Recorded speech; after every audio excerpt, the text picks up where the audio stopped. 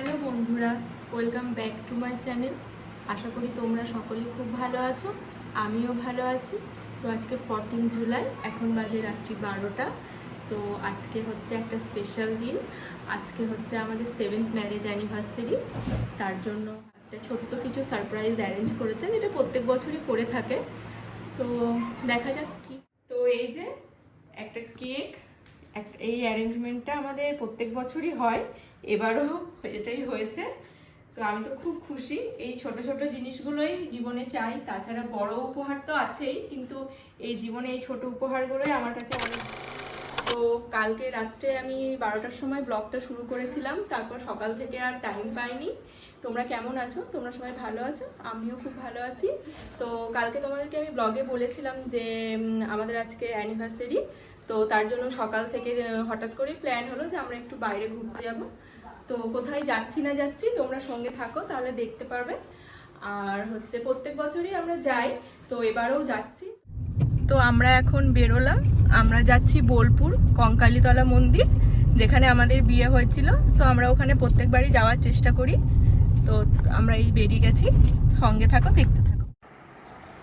তো আমরা এখন বেরিয়ে পড়েছি রাস্তায়, আর দেখতেই পাচ্ছ বৃষ্টি শুরু হয়ে গেছে, ওয়েদারটা খুব সুন্দর।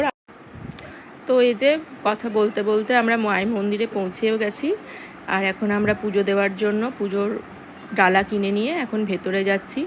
আগের থেকে দেখতেই পাচ্ছ মন্দিরটা অনেক উন্নত হয়েছে। যারা বীরভূমে থাকো বা বীরভূমের আশেপাশে থাকো সবাই জানো এই মন্দিরটার কথা। আমরা তো খুব মানি যে এই মা খুব জাগ্রত। তো দেখো, এর মন্দিরের ভেতরে যেহেতু ভিডিও বা কোনো ফটো তোলা অ্যালাউ নয়, তাই জন্য আমরা একটু বাইরে থেকেই ভিডিও করে নিয়েছি। এখন আমরা যাচ্ছি পুজো দিতে। পুজো দেওয়া হয়ে গেছে।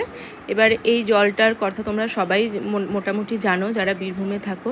এটা পবিত্র জল বলে মানা হয়। তো তাই আমরা জলটা একটু মাথায় ছিটিয়ে নিলাম। এখানে বোন একটু ডান্স করে নিল। তো একটু আমরা এখন ঘুরে ঘুরে চারপাশটা তোমাদেরকে দেখাচ্ছি। বৃষ্টির জন্য একটু চারিদিকে জল কাদা হয়ে গেছে। দেখো, বৃষ্টি, খুব আস্তে আস্তে হাঁটতে হচ্ছে, নাহলে খুব স্লিপ ছিল জায়গাটা। তো মন্দির থেকে বেরিয়ে বুনু বলছিল একটু পেয়ারা খাবে, পেয়ারা মাখা। বুনুর সাথে আমাদেরও সবারই ইচ্ছে হয়েছিল। তো ওখানে গিয়ে জানলাম যে পাশে একজন বলল যে উনি একটু কিছুক্ষণের জন্য কোথাও গেছেন। তো সেটা শুনে বোনের মুখটা একটু দেখতেই পাচ্ছি। তো ওখান থেকে বেরিয়ে আমরা 5 কিলোমিটার দূরে শকুন্তলা রিসর্টে এসে পৌঁছেছি দুপুরের লাঞ্চের জন্য। একটু ঘুরে ঘুরে দেখছি রিসর্টটা, তোমাদেরকেও দেখাচ্ছি তার সাথে। অনেকেই গেছো বীরভূমে যারা থাকো, বা অনেক দূর থেকেও এখানে অনেকে আসে। বোলপুরটা এখন আমাদের একটা ট্যুরিস্ট প্লেস হয়ে গেছে।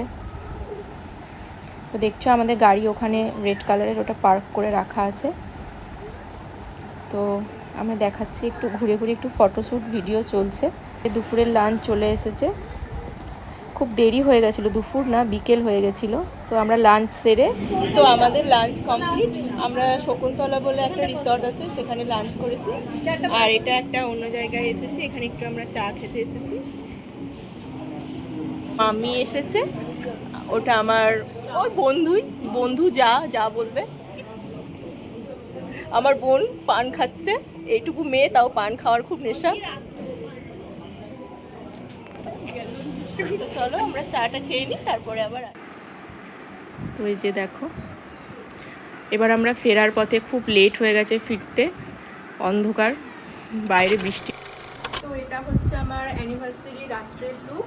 খুব লেট হয়ে গেছি, তাই একটু তাড়াতাড়ির মধ্যে বেরিয়ে যাচ্ছি। তো আবার ওখানে গিয়ে দেখা হচ্ছে তোমাদের সাথে। তো আমরা এখন রেস্টুরেন্ট পৌঁছে গেছি। আর এই যে সুন্দর কেকটা দেখতে পেলে, এটা আমার হাজব্যান্ডের খুব কাছের একজন ভাইয়ের তরফ থেকে আমাদের জন্য ছিল। আর এই যে আমরা এখানে খাবার নিয়ে বসে পড়েছি, যে যেটা খাবে। বোন একটু দুষ্টুমি করে পকোড়াটা ক্যামেরার সামনে দিয়ে দিল। ওর পাশে আমার ছোট বোন বসে আছে। আর এই যে সবাই মিলে বসে।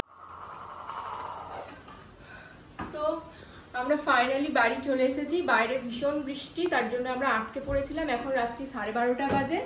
তবুও আজকে দিনটা সারাদিন বৃষ্টির মধ্যেই কাটলো, সকাল থেকে আর কন্টিনিউ করছি না। এখন রাত্রি 12:30 বেজে গেছে। তো তোমাদের যদি আমার ভিডিওটা ভালো লাগে থাকে, অবশ্যই লাইক, কমেন্ট, শেয়ার আর সাবস্ক্রাইব করবে।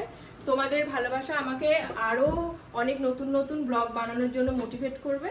তো তোমরা আমার পাশে থেকো, সাথে থেকো। আর দেখা হচ্ছে আগামী কোনো ভিডিওতে। Good night.